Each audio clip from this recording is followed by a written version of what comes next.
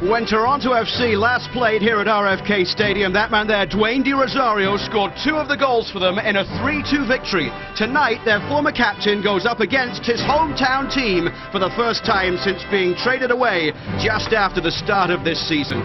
Debut for Eric Avila, who starts in the midfield alongside Torsten Frings and Terry Dunfield, have come into this one off the back of a win last week. They're without Andy Najar today, who's suspended, so Santino Quaranta comes in on the right side of the midfield. Ready for kickoff then here at a venue that Toronto FC won at last October. That was the last time Toronto won on the road. It's been 12 games since, as they get things underway here, all in red against DC United, all in black. Toronto going left to right. This is chased by Avila, and the keeper came a long way, and the assistant referee is flagging as the referee comes over to give the free kick for Toronto FC for the foul by the keeper Bill Hamid on Eric Avila. Now the assistant referee and referee have just had a quick conversation about what to do with this. But we spoke about defensive understanding for both teams at the start of the game, and this is a perfect example of poor understanding. No communication between McDonald and Hamid, the goalkeeper. It's a red card. Bill Hamid, the DC United keeper, sent off just 7 minutes into the game.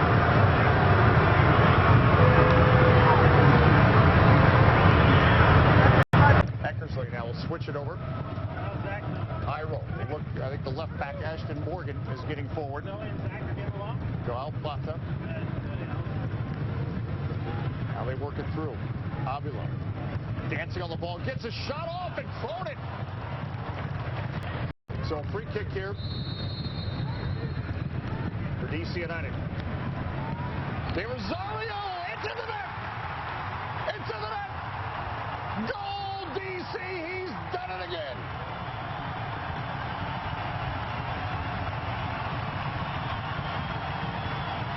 When you give a player with that quality day who can strike from distance and historically has done that much space, you're talking about poor defending but great execution.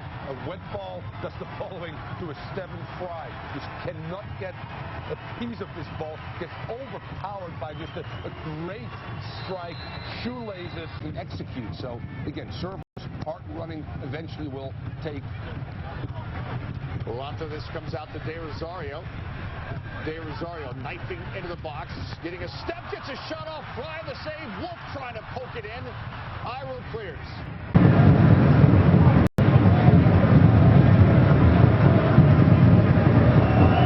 Morgan with the crossing, Cronin punches it away, and Toronto FC get the leveling goal. Mirosevic, his second in as many league appearances for the team, and it is tied against 10-man DC United 6 minutes after half-time.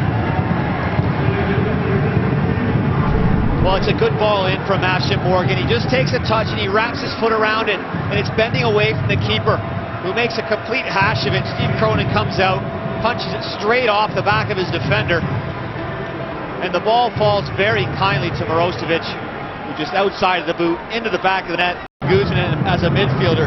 This could be a short-term solution for their defensive woes, playing Frings as a central defender alongside Iro. It's played in towards Danny Kuhlmans and through the arms of the goalkeeper, who will be relieved to have seen that one drop just behind him. Toronto's 3 designated players on the pitch.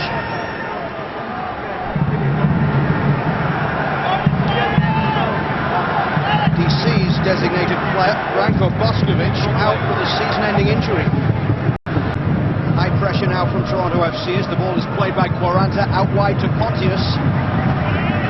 Pontius with the cross in, goes straight through the legs of Iro. De Rosario! It's his second of the night as Dwayne De Rosario scores once again to put his team in front against Toronto FC.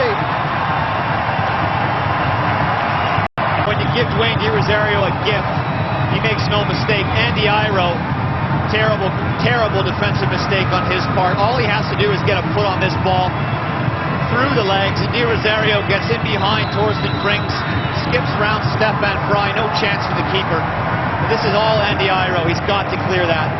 There's no hiding from that fact. Toronto take this one quickly. Julian de Guzman!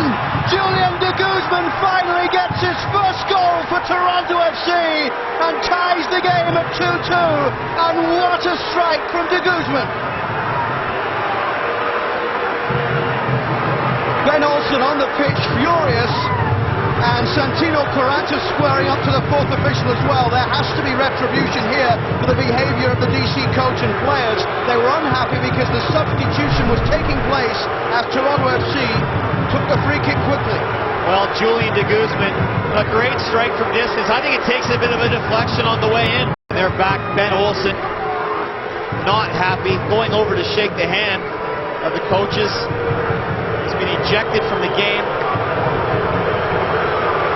Well, rightly so, and whether or not the decision is correct is a different debate, but you cannot, as the coach, come running onto the pitch to protest with the referee. No, there's no question about that Ben Olsen's behavior is worthy of a red card, but he certainly has justification for feeling upset.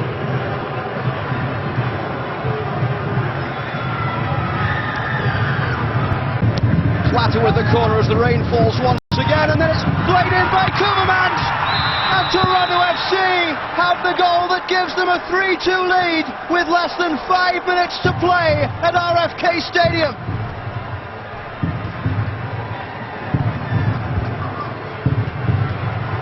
Well, Steve Cronin has to accept blame for this. This is goalkeeper error. Poor marking though. The corner comes in. Koevermans is free. He doesn't get a great connection on it, but he does the right thing. He directs it on target. Cronin makes a complete hash of it. Just see Koevermans there. Back post, slips his marker, gets a side footer on it, straight at the keeper, right through his arms. It's a little bit slippery, a little bit wet. Straight back at the other end, Frings has to defend, and Stefan Fry with a save! And that's a penalty for DC United. The referee pointing straight to the spot. Less than 60 seconds after Toronto took the lead.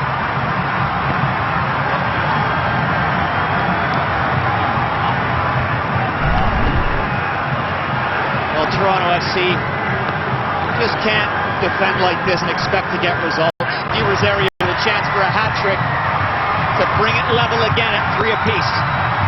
De Rosario has 2 goals already tonight. Make it 3. He ties the game for DC United with 2.5 minutes left to play, less than 60 seconds after Toronto had taken a 3-2 lead.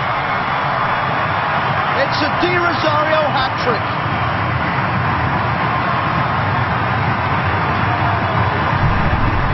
How many times do you see former players come back to haunt teams? Quaranta with the last chance for DC United, who have played since the 7th minute with just 10 men. The delivery to the 6-yard box punched away by Stefan Fry. The referee takes a check of his watch.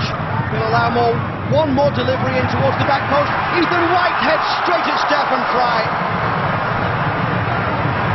And Fry bowling the ball quickly towards Ryan Johnson.